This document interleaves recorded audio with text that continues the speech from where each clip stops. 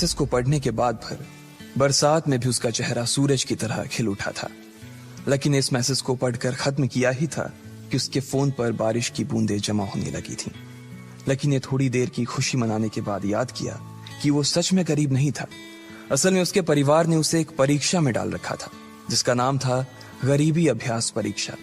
इस परीक्षा के तहत लकी को अग्रवाल खानदान में उसके नाम की जमीन और जायदाद पर तभी हक मिलने वाला था जब वो इस परीक्षा को पास कर लेता।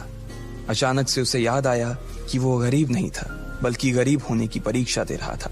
हालांकि परीक्षा देते देते उसे 8 बरस हो चुके थे, इसलिए उसे एहसास होने लगा था कि वो कभी परीक्षा को पास ही नहीं कर पाएगा और हमेशा हमेशा के लिए गरीब ही रह जाएगा। अच्छा हुआ चली गई, अब मिलना कभी। लकी ने होटल की तीसरी मंजिल की ओर देखा और पानी के अंदर ही अपना पैर पटक दिया। वो डिंपल को कोस रहा था। उसने अपनी मोटरसाइकिल उठाई और फिर से चमन मेडिकल स्टोर जाने के लिए मुड़ने लगा। अगले दिन जब लकी की आंख खुली तो वो सीधा उठा और तैयार होकर शहर के सबसे बड़े बैंक न्यू सिटी बैंक पहुंच गया। न्यू सिटी बैंक न सिर्फ शहर का सबसे बड़ा बैंक था बल्कि वो सबसे अमीर बैंक भी था। वहां पर शहर के सबसे अमीर लोगों के ही पैसे जमा किए जाते थे। लकी वहां पैसे को निकलवाने के लिए जा रहा था। New city bank south Delhi में बसा हुआ था और उसके दरवाजे के बाहर महंगी से महंगी गाड़ी खड़ी थी। भाई, अब इसमें से कौन सी नई गाड़ी लेगा, लकी ने मन ही मन सोचा। उसे यकीन नहीं हो रहा था कि कल तक तो वो एक मोटरसाइकिल तक नहीं खरीद पा रहा था और आज वो एक कार, और वो भी इतनी महंगी कार खरीदने की सोच रहा था। फिर उसने अपनी नजर गाड़ी पर से हटाई और बैंक के अंदर जाने लगा। उसने देखा कि बाहर बहुत भीड़ थी और महंगे से महंगे कपड़े पहने लोग बैंक के अंदर जा रहे थे। कहाँ दवाओं की बदबू और कहाँ ये खुशबू। उसने एक बहुत ही गहरी सांस के अंदर ज्यादा से ज्यादा खुशबू को समेटने की कोशिश करते हुए अपने मन में सोचा, लेकिन अगले ही पल उसके मन में संकोच पैदा हो गया था। रातों रात लकी की किस्मत तो बदल गई थी, लेकिन उसके कपड़े नहीं बदल पाए थे। इतने बड़े बैंक में वो वही कपड़े पहनकर आ गया था जो वो अक्सर अपने काम पर पहनकर जाता था। पैसे लेते ही ना सबसे पहले नए कपड़े खरीदने हैं, लकी ने अपने आप से कहा और फिर बैंक के अंदर दाखिल होने लगा। जैसे ही उसने दरवाजे को धक्का दिया, उसे आवाज आई, आउच! लकी थोड़ा सा हड़बड़ी में दिखाई दे रहा था और इस जल्दबाजी के चक्कर में वो एक लंबे बाल वाली लड़की से जा टकराया था जो कि उसके बगल में ही चल रही थी। माफ करना, मैं आपको देख नहीं पाया, सॉरी। लकी ने तुरंत उससे हाथ जोड़कर माफी मांगते हुए कहा। उस लड़की ने इतने अच्छे कपड़े पहन रखे थे कि उसे देखकर ही लग रहा था कि वो किसी अमीर घराने की लड़की थी, इसलिए सॉरी बोलते वक्त ना चाहते हुए भी लकी के हाथ उसके सामने जुड़ गए थे। लेकिन जब उस लड़की ने लकी के कपड़े और उसके हुलिये को देखा तो उसने अपनी नाक भौं सिकोड़ ली।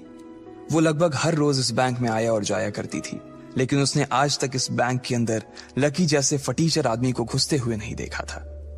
उसके बालों में से आंवले के तेल की गंध आ रही थी। उसने गुस्से भरी नजरों से लकी की ओर देखा और बोली, क्यों नहीं देख पाए? मैं क्या ट्रांसपेरेंट हूं? तुम्हें इतनी बड़ी लड़की दिखाई नहीं देती? इससे पहले कि बात आगे बढ़ती, उस लड़की ने देखा कि इस बैंक की मैनेजर यास्मीन पटेल उन दोनों की ओर बढ़ी चली आ रही है। उसने भी लकी को देखकर वैसी ही शक्ल बनाई थी जैसी शक्ल उस लंबी लड़की ने बनाई थी। I am so sorry miss, आपको कहीं लगी तो नहीं?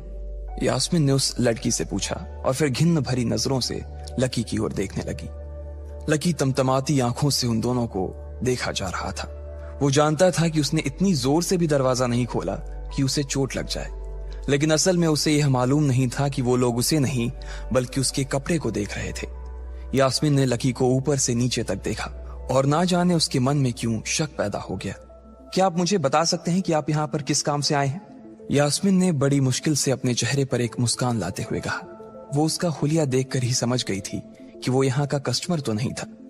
लकी ने अपने आप को संभाला और कहा, हाँ, वो मैं अपना पैसा निकलवाने के लिए आया था।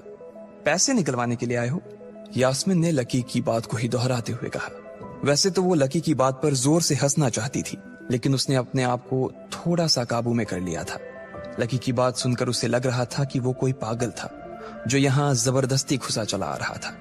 हाँ, तो क्या आपके पास कार्ड है? यास्मीन ने उससे आगे पूछा।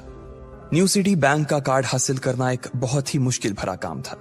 अगर किसी को भी उस बैंक का कार्ड लेना था तो सबसे पहले उस आदमी को अपने खाते में कम से कम 5 लाख रुपए जमा करवा कर रखने पड़ते थे, तब जाकर उसे कहीं कार्ड मिलता था।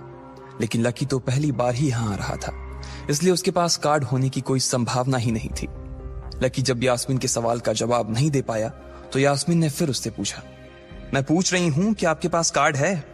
वो समझ गई थी कि लकी पागल ही था जो कहीं से भागकर सीधा उनके बैंक में आ गया था। कार्ड नहीं मेरे पास। लकी ने उसके सवाल का जवाब दिया और वो फिर इधर उधर देखने लगा। जैसे ही उस लंबे बालों वाली लड़की ने लकी का जवाब सुना तो वो खिलखिलाकर हंस पड़ी। यास्मीन को तो सिर्फ लग रहा था कि वो पागल है, लेकिन वो लड़की तो अपने मन में मान चुकी थी कि यह लड़का कोई पागल ही है जो कहीं झोपड़ पट्टी से यहाँ आ गया है। इससे पहले कि आगे कोई कुछ कह पाता, उस लंबे बालों वाली लड़की के पिता वहां आ गए और बोले, चलो बेटी। उनके हाथों में कुछ कागजात थे। लकी ने देखा कि उन्होंने महंगा सा सूट पहन रखा था। उस लड़की ने यास्मीन के दोनों हाथों को पकड़ा और बोली, यास्मीन देखो, अगर इस तरह के सड़क छाप लोग तुम्हारे बैंक में ऐसे ही घुसते चले आए ना और बाकी कस्टमर्स को परेशान करने लगे तो तुम्हारे बैंक की इमेज और उसके शेयर्स दोनों को काफी नुकसान होगा। एक मैनेजर होने के नाते तुम्हें इन सब चीजों का ध्यान रखना चाहिए। मुझे उम्मीद है कि आगे मेरे साथ ऐसा कुछ नहीं होगा। उस लड़की ने कहा और अपने पिता के साथ बैंक के बाहर चली गई। अपना ध्यान रखना कोयल मैडम, मैनेजर ने उसकी गाड़ी तक छोड़ने के लिए आते हुए कहा। आज तो वो बाल बाल बच गई थी। कोयल और उसके पिता इस बैंक के सबसे पुराने और सबसे वफादार कस्टमर्स थे।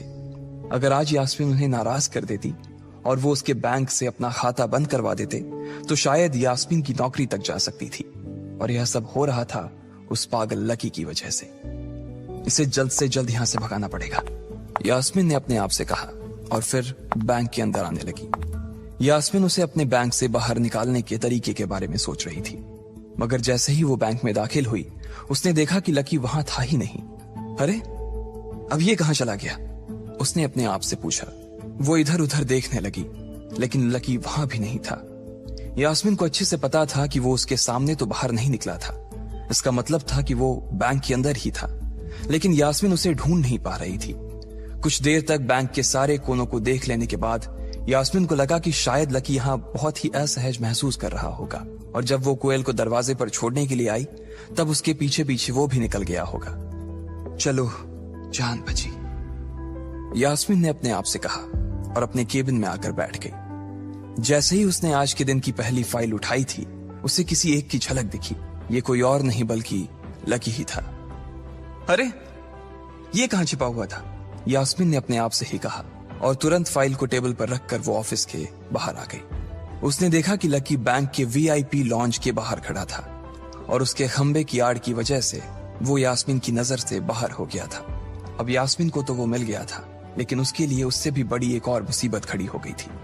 लकी जिस कमरे के बाहर अभी खड़ा था उस कमरे के अंदर शहर के सभी रईस लोगों का उठना बैठना था। बैंक के सिलसिले में या फिर किसी दूसरे काम के सिलसिले में वो सभी लोग यहीं आकर बात किया करते थे।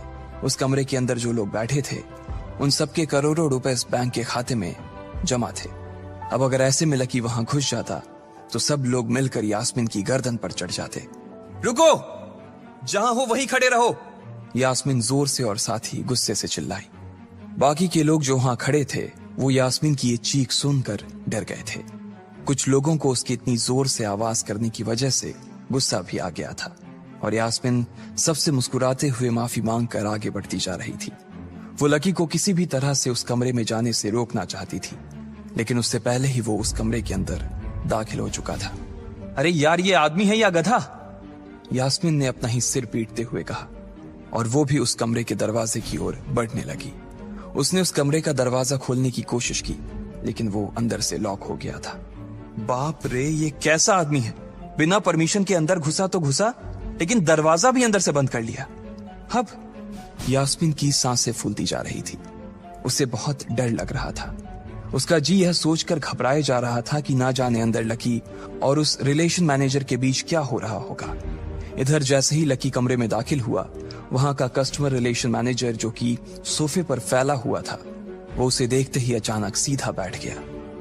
हेलो सर, कैसे हैं आप? उसके मुंह से बिना लकी को देखते हुए ये शब्द निकले। उसे याद था कि इस कमरे में कुछ खास लोग ही आते थे और जो भी आते थे यास्मीन उनके आने की खबर उसे पहले ही दे देती थी। लेकिन इस वक्त जो आदमी उसके सामने खड़ा था, उसे देखते ही वो अपनी जगह पर जम गया था। ना तो वो कहीं से भी वीआईपी लग रहा था और ना ही वो उसका कोई रिश्तेदार था। कौन हो भाई तुम? क्या चाहिए तुम्हें? उस मैनेजर ने 20 साल के जवान लड़के को देखते हुए कहा, मैं यहाँ अपना पैसा लेने आया हूँ। लकी ने सीधे मुद्दे की बात को मैनेजर के सामने रखते हुए कहा, तुम्हारे पास हमारा सुप्रीम कार्ड है? मैनेजर ने उससे ऊपर से नीचे तक देखा और पूछा, नहीं नहीं, मेरे पास कोई कार्ड नहीं है। लकी ने कहा, तो फिर हम तुम्हें कोई पैसा नहीं दे सकते। चलो अभी दरवाजा खोलो और सीधा बाहर निकलो। मैनेजर ने कहा और सोफे पर से उठ गया। नहीं, मैं अपना पैसा लिए बिना नहीं जाऊंगा यहां से। लकी भी जिद पर अड़ गया। अरे बोला ना, बिना कार्ड वाले को पैसा नहीं मिलता है, और वो भी पैसा होगा तब तो मिलेगा ना। मैनेजर ने उसके करीब आते हुए कहा, अरे पैसा है तभी तो निकालने आया हूं सर। लकी ने कहा, देख फालतू की बहस मत कर सुबह सुबह, वरना मैं सिक्योरिटी को बुला लूंगा तो वो लोग मार मार कर बाहर निकालेंगे तुझे। लकी यह सुनकर घबरा गया था। मैनेजर के चेहरे का गुस्सा उसे साफ नजर आ रहा था, लेकिन ऐसा भी नहीं था कि वो झूठ बोल रहा था।